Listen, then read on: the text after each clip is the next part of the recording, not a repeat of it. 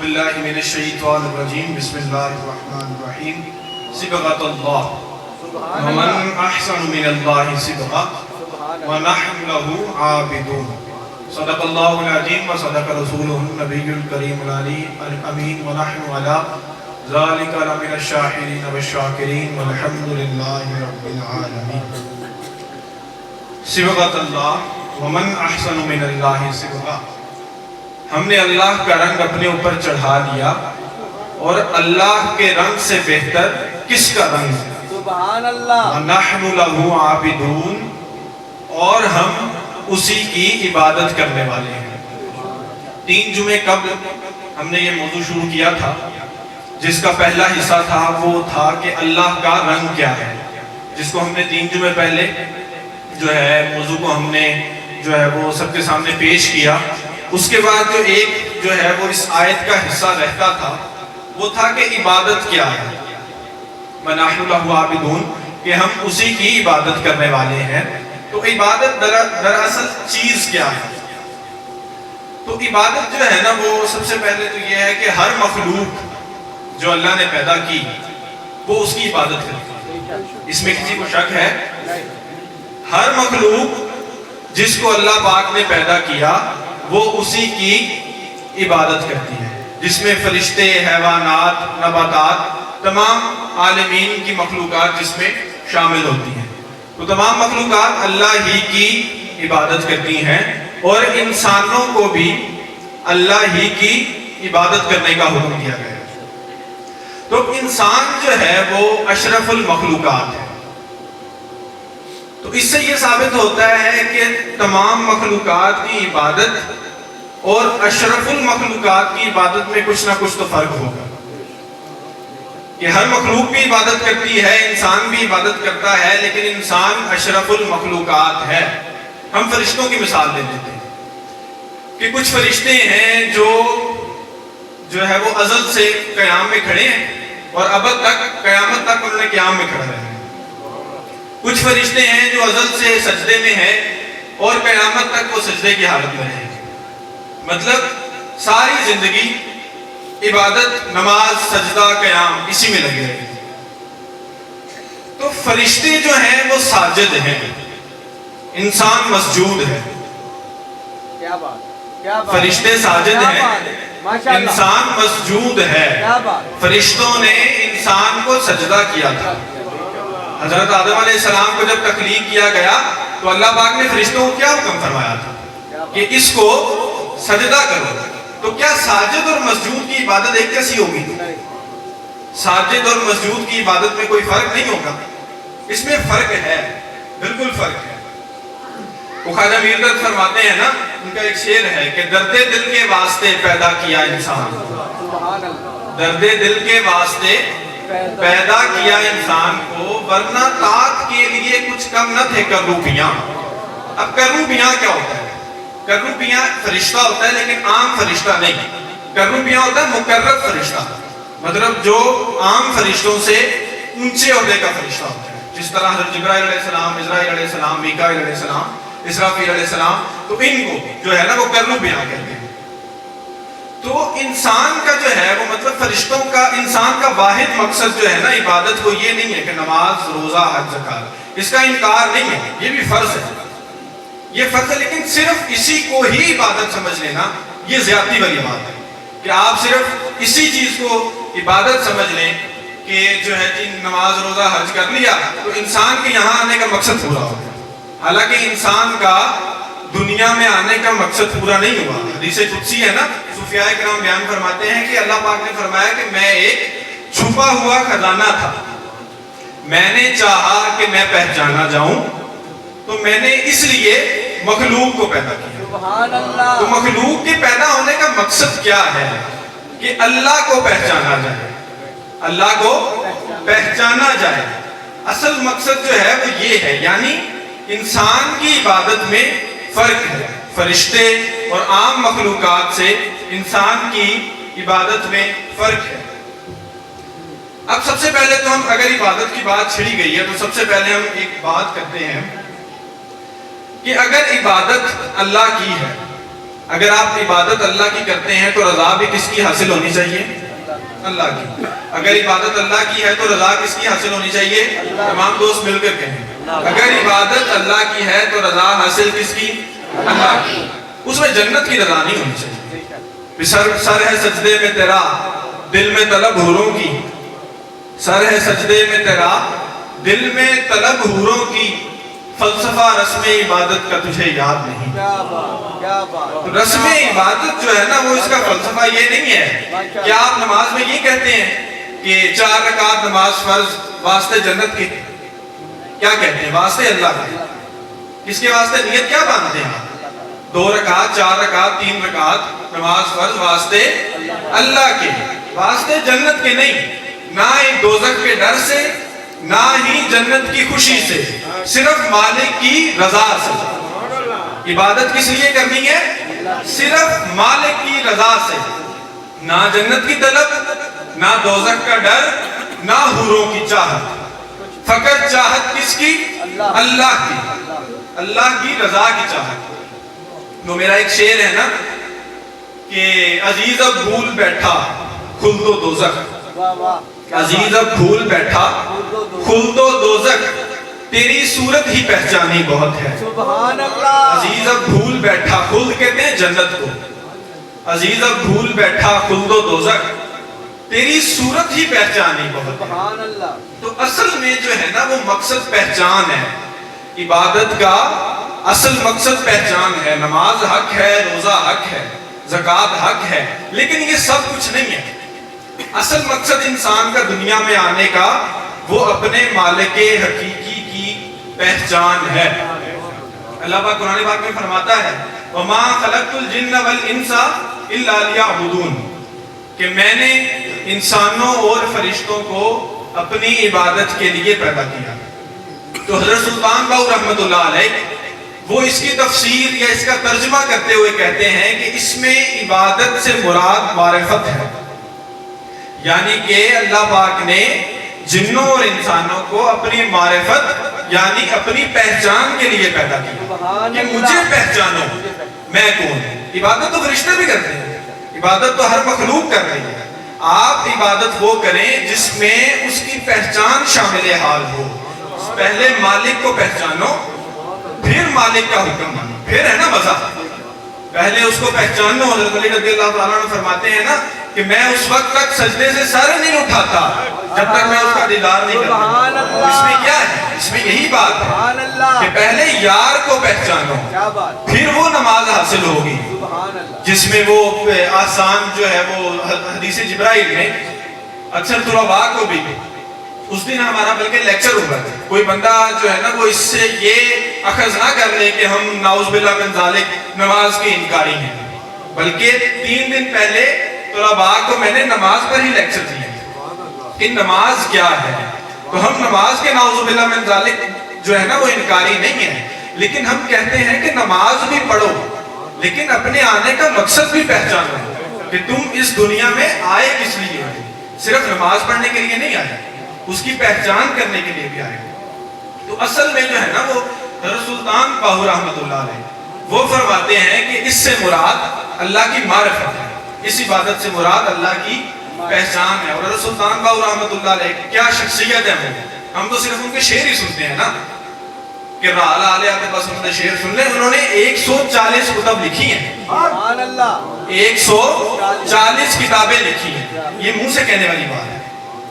140 کتابیں. اور اس میں مزے کی بات کیا ہے، انہوں نے ظاہری علم کی ایک کتاب بھی نہیں پڑھی، نہ درس نظامی نہ دنیاوی تعلیم، صرف جو ہے نا وہ ناظرہ قرآن پاک پڑھا ہے. اس کے علاوہ ظاہری تعلیم ان کی کچھ بھی نہیں ہے.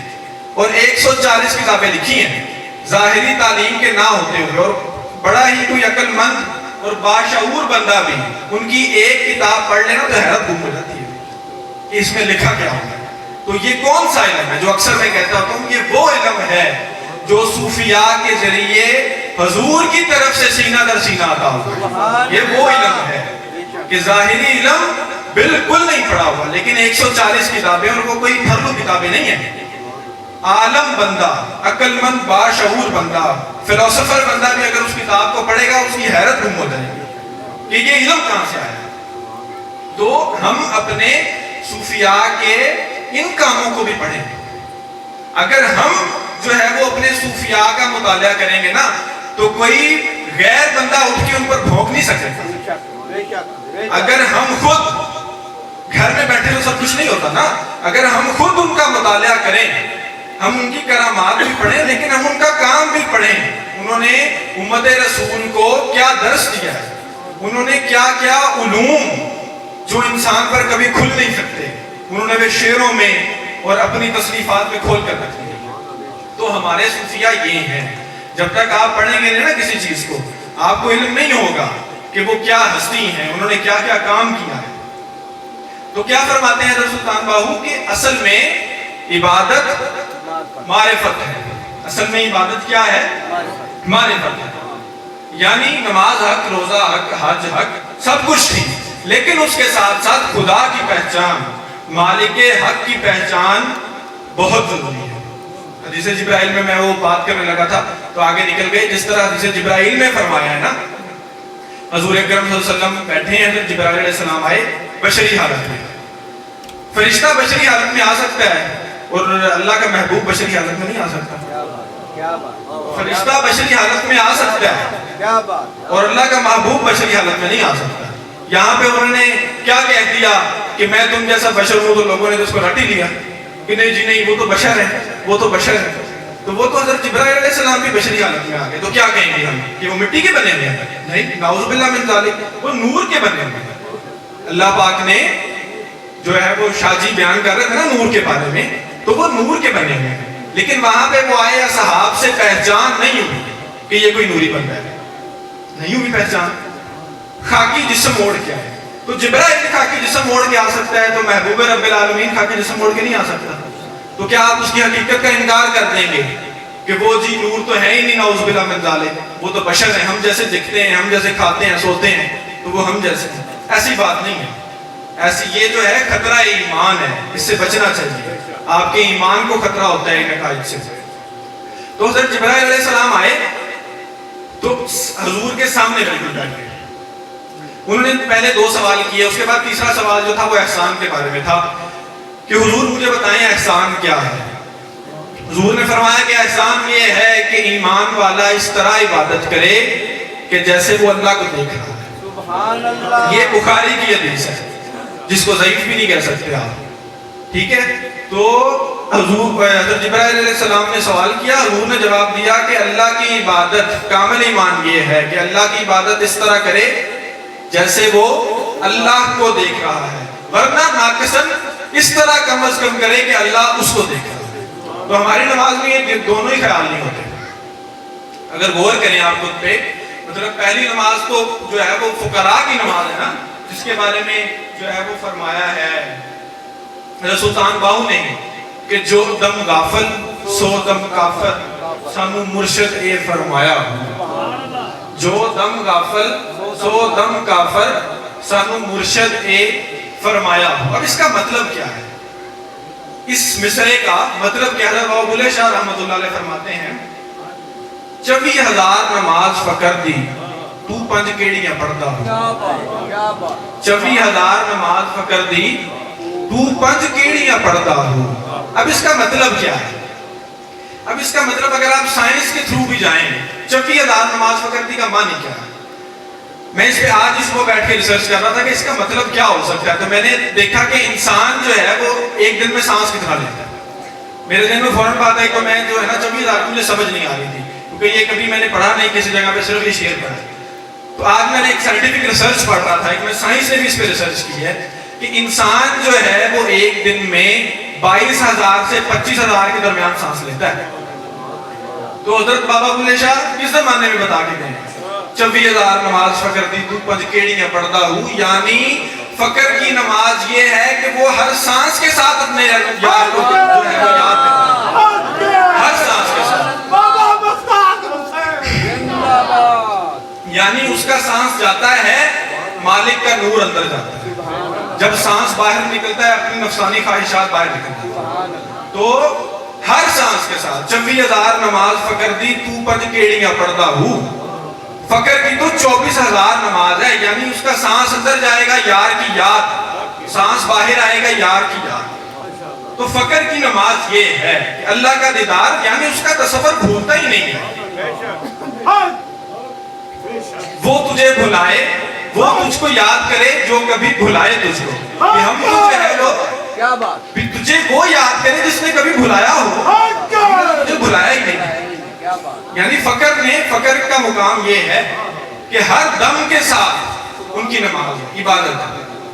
اور عبادت یہ میں بتاتا چلوں، عبادت صرف نماز نہیں ہوتی، یہ تمام فقہا کا اس پر اجتماع ہے کہ دل کا خیال، نیت آپ کی جو ہے وہ ذات حقیقی کی طرف ہو، رب کی طرف ہو، اور آپ دنیا کا کام بھی کر رہے ہوں تو وہ عبادت گنی جائے گی۔ یعنی کہ بابا صاحب فرماتے تھے نا، ہاتھ کار والے دل یار والے، تو اس کا مطلب یہی ہے کیا بات، کہ ہاتھ تمہارا چاہے دنیا کے کاموں میں ہے، لیکن تمہارا دل، تمہارا خیال، تمہارا تصور مالک حقیقی کی طرف ہونا چاہیے۔ سبحان اللہ، تو اس کا مطلب یہی ہے، ہاتھ کار والے دل یار والے، تو ان کا تو ایک دم بھی غافل نہیں جاتا، جو دم غافل سو دم کافر، سانو مرشد اے فرمایا ہو۔ تو یہ ایک اس میں یہ بھی پوائنٹ ہے کہ یہ مرشد کے بغیر بھی نہیں ملتا۔ اگر آپ کہتے ہیں نا کہ مالک کی معرفت آپ کو مرشد کے بغیر مل جائے گی تو یہ ممکن نہیں ہے۔ مالک کو پہچاننا مرشد کے بغیر ممکن ہی نہیں ہے۔ آپ تو خود کو نہیں پہچان سکتے، مالک کو کیا پہچانیں گے؟ حضرت علی رضی اللہ تعالیٰ عنہ نے فرمایا ہے کہ جو کل ہیں وہ 10,000 عالمین ہیں، جو اللہ پاک نے فرمایا بنائے ہیں، تخلیق کی 10,000 عالمین، اور اگر انسان اپنے اندر ایک بھی توجہ کی نظر ڈال لے تو اپنے اندر اس کو 10,000 عالمین نظر آئیں گے۔ سبحان اللہ، یہ اپنی پہچان ہے، کیا بات، یہ ابھی انسان ہے۔ مالک کی پہچان آپ کیا کریں گے؟ یا مالک کے محبوب کی آپ پہچان کیا کریں گے، جس نے فرمایا کہ میری حقیقت کو یا تو میں جانتا ہوں یا میرا خدا جانتا ہے۔ اس پر آپ کیا بات کر سکتے ہیں، اس کی صفات کو کیا تول سکتے ہیں آپ، کہ آپ کو ابھی اپنا نہیں پتا کہ انسان کیا ہے۔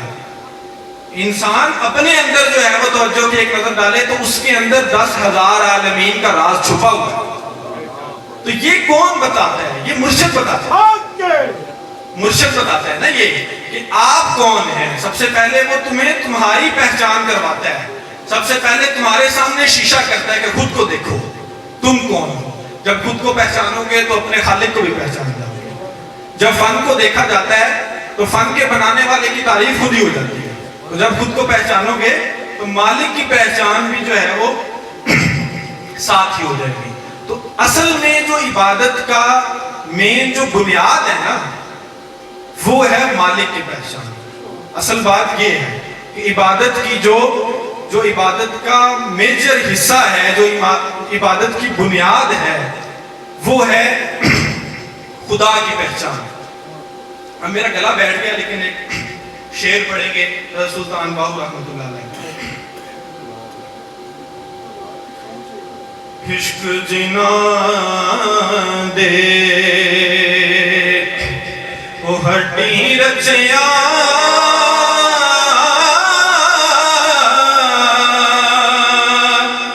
اور دے چپ چھپاتے لولو دے وچ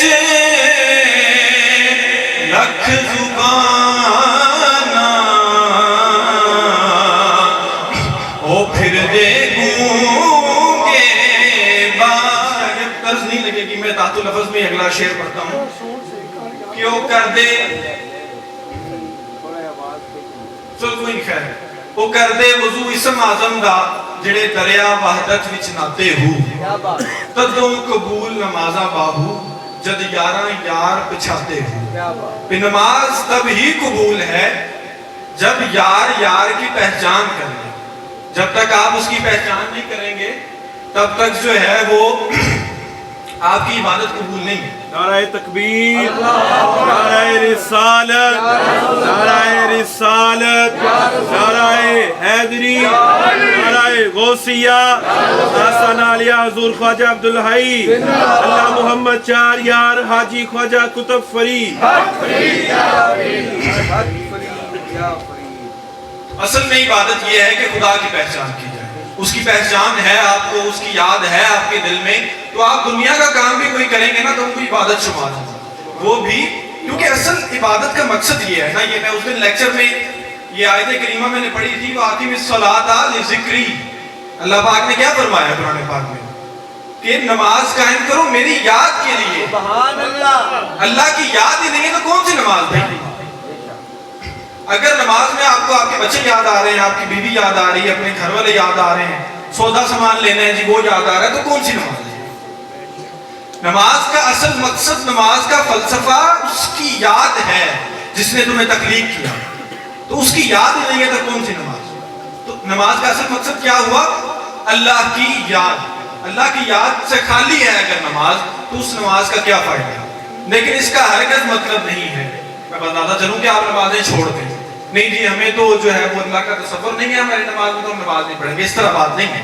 باہر سے اگر فرماتے ہیں کہ نقل کردہ کردہ بندہ اصل تک پہنچ جاتا ہے، تو یہ نہیں ہے کہ آپ نقل ہی چھوڑ دیں، نقل نہیں، حضور کی ادا ہے آپ نے پڑھنی پڑھنی، جسے جس سے محبت ہو، باہر سے اگر فرماتے تھے کہ جسے جس سے محبت ہو اس کو اس کی ہر ادا ہی اچھی لگتی ہے، تو نماز حضور کی ادا ہے، آپ جس سے محبت کرتے ہیں اس کی ادا آپ کو پسند ہے، یہ نہیں کہ نماز چھوڑ دینی ہے، لیکن یہ سمجھ لینا کہ یہ نقل ہی سب کچھ ہے، یہ غلطی ہے۔